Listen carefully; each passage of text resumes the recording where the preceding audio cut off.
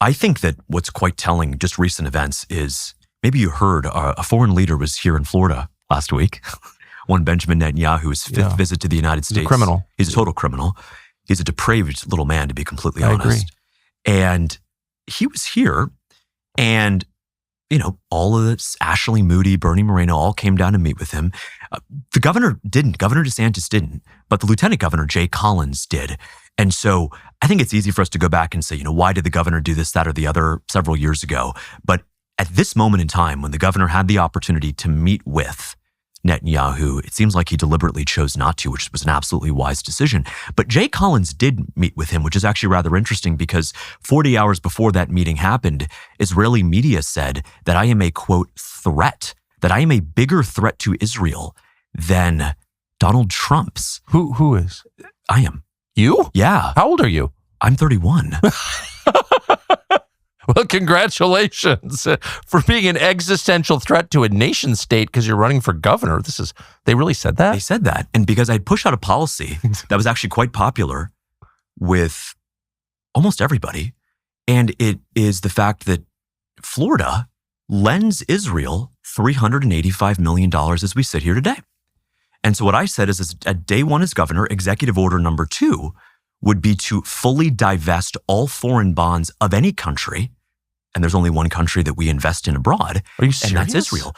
$385 million. And you know what really got them is I said I would then take the $385 million and create a statewide down payment assistance program for young married couples because we have to protect home ownership so young folks across our state can buy a place to live, get married, and have kids. Okay, well, you've got my vote. That's all I needed to hear. Sorry.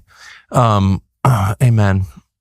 But what? Okay, so now I'm even more confused. I mean, I'm in Florida pretty regularly. I was not aware that the state of Florida is an investor in Israel. State pension fund. Why? Well, what does Florida have to do with Israel? It's so far away. Right. So I actually was a government bond trader in a different life, which is to say 3 or 4 years ago. And so I traded government bonds and interest rate futures and all of that stuff. And so what happened was after the tragedy that was October 7th, that it unequivocally was a tragedy. Yeah, of course. The Florida state government, state chief financial officer, Jimmy Patronis, who's now in Congress, he announced that to stand with Israel, we were going to start buying tens of millions, which became hundreds of millions of dollars in Israeli bonds.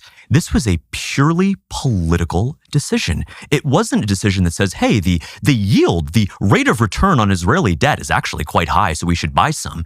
No, it was to stand in solidarity with a foreign country. We are going to take taxpayer money and lend it in the form of a sovereign government bond purchase. They weren't even hiding how nakedly political they were.